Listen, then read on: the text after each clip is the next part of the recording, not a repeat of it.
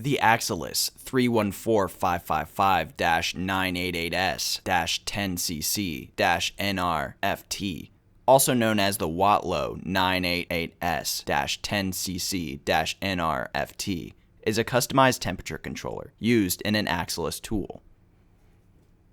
This unit is customized by the modification of the firmware, which we are capable of restoring in addition to the repair of any specific issue with the hardware. This particular unit came in with a dead power supply, which we repaired and then performed a complete rebuild to ensure it has many years of future operation. In the video, we are checking for proper operation of the monitoring, along with verifying the solid-state alarm output fully functions.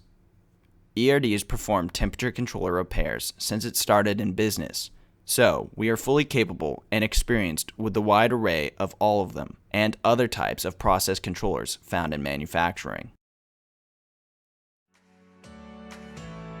Thanks for checking out the video. Subscribe to ERD TV for more videos of our repairs.